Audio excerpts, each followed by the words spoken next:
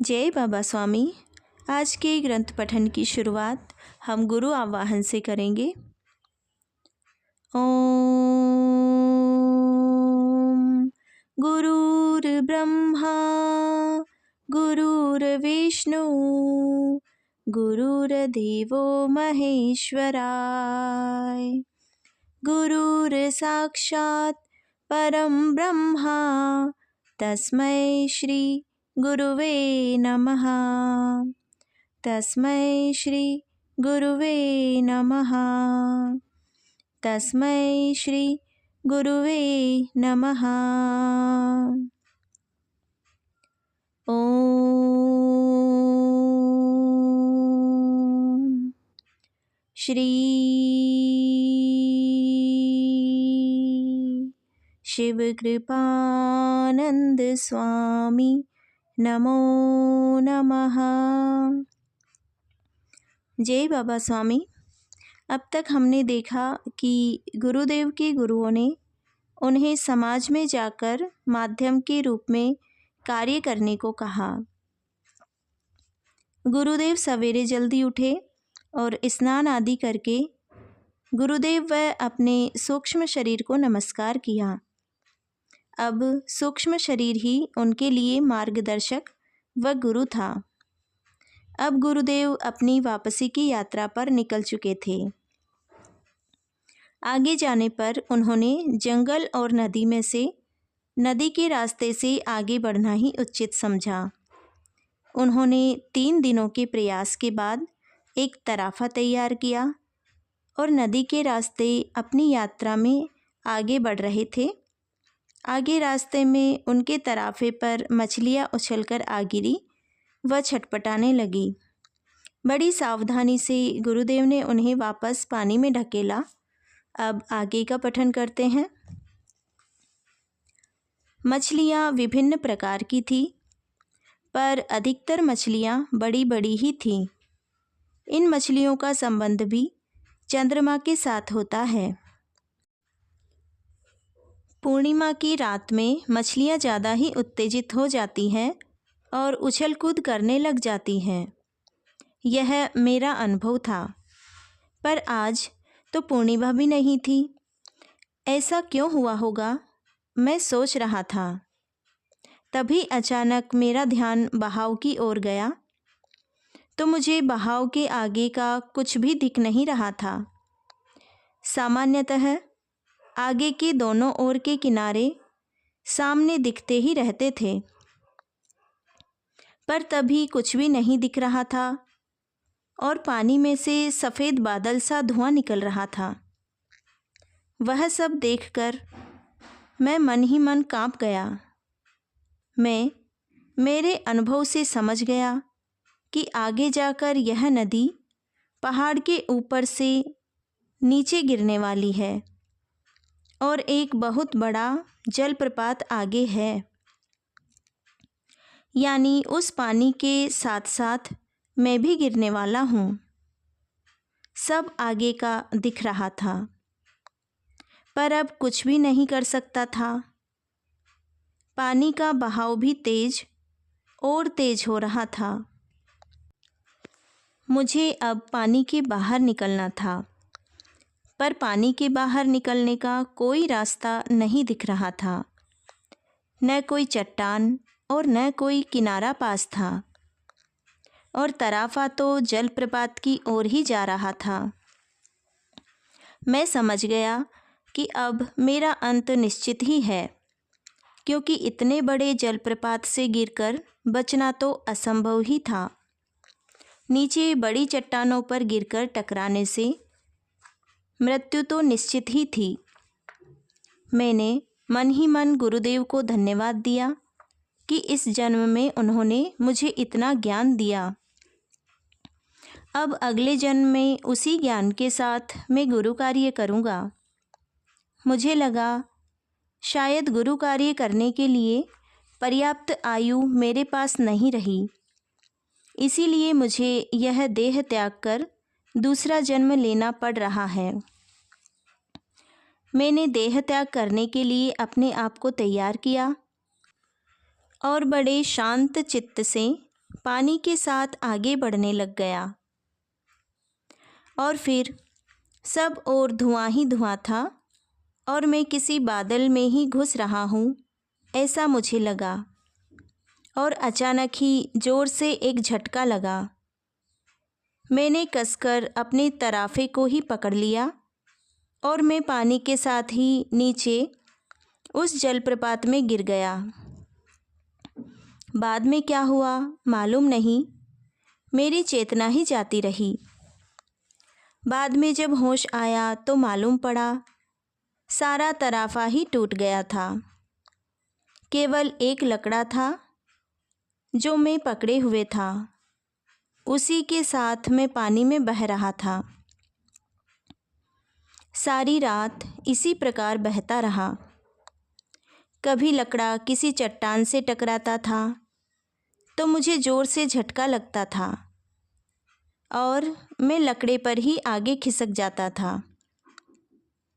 फिर मैं धीरे से अपने आप को पीछे खिसका लेता था। ऐसा ही चल रहा था।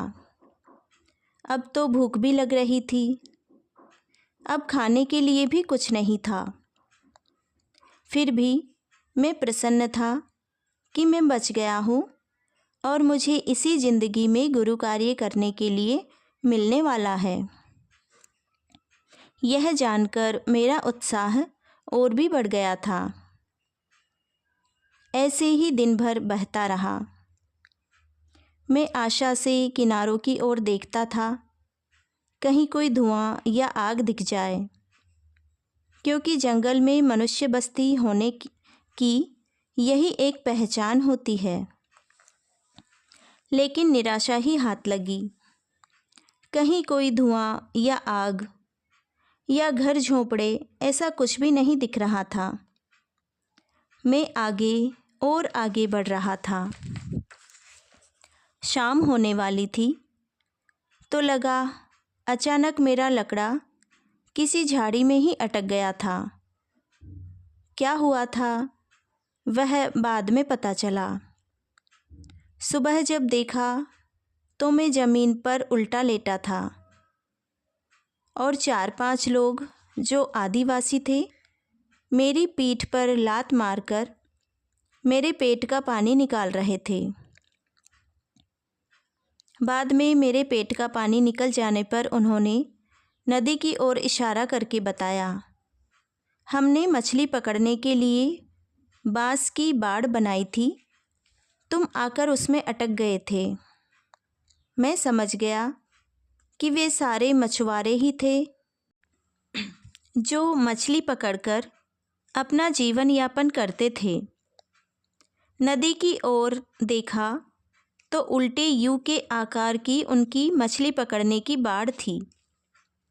बांस और लताओं की बनी ऐसी बाड़ उन्होंने लगाकर रखी थी कि तेज बहाव के कारण ऊपर से जो मछलियां बहकर आए वे उस बाड़ में ही फंस जाएं और तेज बहाव के कारण वे पानी में लगी बाड़ के बाहर निकल ही नहीं पाए।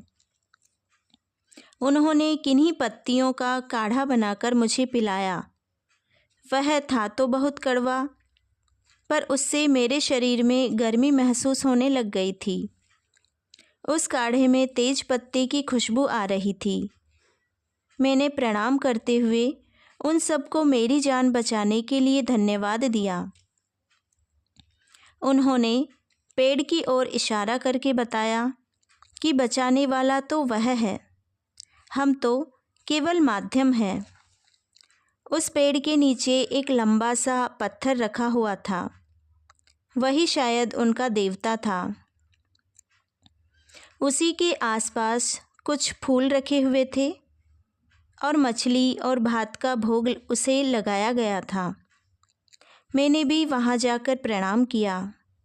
वह उन्हें भी अच्छा लगा, ऐसा उनके प्रसन्न चेहरों से लग रहा था। प्रेम और श्रद्धा में यही अंतर है। प्रेम एक संकुचित भावना है।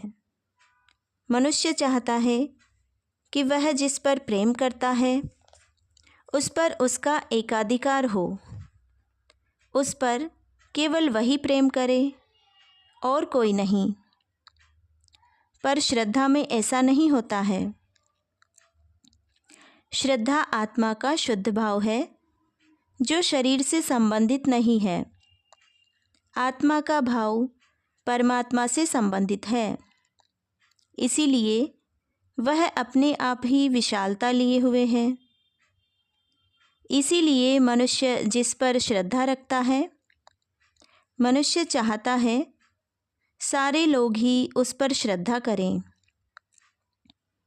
श्रद्धा का भाव ही है जो आत्माओं को आत्माओं से जोड़ता है, और इसीलिए किसी के भी श्रद्धा स्थान को अनजाने में भी ठेस नहीं पहुंचानी चाहिए, क्योंकि वही उसका विश्व चेतना ग्रहण करने का, शरीर से आत्मिक स्तर पर सोचने का माध्यम होता है। वह श्रद्धा किस पर कर रहा है, उसका कोई महत्व नहीं है। महत्व इस बात का है कि वह कहीं तो श्रद्धा का भाव रख रहा है। श्रद्धा का भाव एक ओर मनुष्य अहंकार को नियंत्रित करता है, तो दूसरी ओर आत्मिक बल को बढ़ाता है, चित्त को शुद्ध करता है, और आत्मिक बल के कारण ही आज मैं यहाँ जीवित हूँ। फिर उन सब के साथ बैठकर मैंने बड़े बड़े पत्तों पर भोजन किया। बहुत दिनों से मैं भूखा था। मछलियाँ मैंने ग्रहण नहीं की। उन्हें शाकाहार वगैरह कुछ समझा नहीं, पर वे समझे कि मुझे मछलियाँ पसंद नहीं हैं। मैंने कुछ कंदमूल और कुछ फल ही ग्रहण किए। मुझे उससे प्रसन्नता महसूस होने लग गई। बाद में रात में उनके ही झोपड़े में कब नींद लग गई पता भी नहीं चला। दूसरे दिन सुबह उठा तो मैं अपने आप को उस लकड़ी के तराफे में नदी में ही समझ रहा था। बाद में थोड़ी देर के बाद मुझे ध्यान में आया कि मैं नदी में तराफे के ऊपर नहीं, आदिवासियों के झोपड़े में हूँ। फिर मैं नदी पर नहाया धोया और उसी देवता के पास पेड़ के नीचे जाकर ध्यान करने के लिए बैठ गया था। काफ़ी देर तक ध्यान में ही रहा। मैंने मन ही मन सूक्ष्म शरीर के माध्यम से गुरुदेव से संपर्क किया और उनको धन्यवाद दिया कि उन्होंने मुझे गुरु कार्य करने के लिए जीवित रखा। मैं जब ध्यान में से बाहर आया तो देखा आसपास की झोपड़ियों के सभी लोग मेरे सामने घुटने टिकाकर बैठे हुए थे। उन्होंने कहा, आपके माध्यम से हमने हमारे देवता के आज दर्शन किए। आज तो हमारा जन्म सार्थक हो गया। मैंने उन्हें बताया, मैं सालों से हिमालय में मेरे गुरुओं के साथ ध्यान साधना कर रहा था, इसीलिए मेरा स्वयं का अस्तित्व अलग से बाकी नहीं रहा है। मैं प्रकृति प्रदत्त हो गया हूँ और वातावरण के साथ समरस होना मैंने ध्यान के कारण पाया है। आप सबके मन में आपके ही देवता के प्रति अनुराग है, भाव है, श्रद्धा है। अतः आपको वे ही देवता मेरे माध्यम से दिखे। मैं कोई तुम्हारा देवता नहीं हूँ। मैं एक सामान्य तुम्हारे जैसा ही मनुष्य हूँ। उन्होंने गर्दन हिलाई, पर उन्हें कितना समझ में आया, कितना नहीं, वह मालूम नहीं पड़ रहा था। पर मैंने मेरी ओर से उन्हें समझाने का प्रयास जारी रखा। मैंने उन्हें समझाते हुए कहा, परमात्मा सारे विश्व में ही है। प्रत्येक अणु रेणु में परमात्मा विद्यमान है। प्रत्येक मनुष्य में ही परमात्मा रहता है। पर जो मनुष्य निर्मल हो जाए, पवित्र हो जाए, शुद्ध हो जाए, वह परमात्मा का माध्यम हो जाता है और हमें उसके अंदर से परमात्मा दिखने लग जाता है। परमात्मा उसी रूप में दिखता है जिस रूप में आप देखना चाहते हो।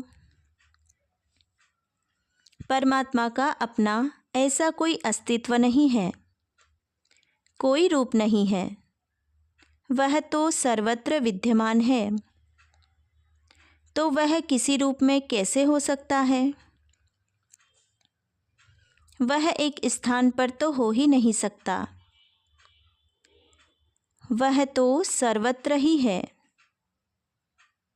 हम चित्त से, अपने भाव से किसी पवित्र माध्यम को ही परमात्मा मान लेते हैं,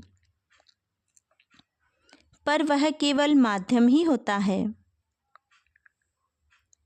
प्रत्येक माध्यम भी जानते हैं कि वे परमात्मा नहीं हैं, वे केवल माध्यम हैं। इसीलिए आज तक किसी ने नहीं कहा कि मैं परमात्मा हूँ, क्योंकि वास्तव में कोई एक परमात्मा है ही नहीं। परमात्मा मानना आत्मा की शुद्ध अवस्था है। परमात्मा शुद्ध स्वरूप है। हम उस माध्यम को भी दोष रहित मानते हैं, पर वास्तव में वह दोष रहित नहीं होता है। पर परमात्मा के इस माध्यम से हम दोष की तरफ ध्यान न देकर गुणों की तरफ देखना सीख जाते हैं, और एक बार यह कला सीख गए तो प्रत्येक मनुष्य में ही हमें परमात्मा ही परमात्मा नजर आएंगे। उन्होंने सबने कहा, हमें तो आप में ही परमात्मा नजर आ रहे हैं। परमात्मा ही आपके रूप में हमारे यहाँ आए हैं। हम अब आपको कहीं नहीं जाने देंगे। मेरी स्थिति तो आसमान से गिरा और खजूर में अटका जैसी हो गई। उस नदी में से निकला तो अब इन लोगों ने ही पकड़ लिया, और उन्हें समझाता तो वह सब बेकार ही होता। कुछ दिन वहाँ रहकर ही रास्ता निकाला जा सकता था। मैंने कुछ दिन वहीं रहने का निर्णय लिया। एक दिन सवेरे उसी देवस्थान पर बैठकर मैं ध्यान करने बैठा था।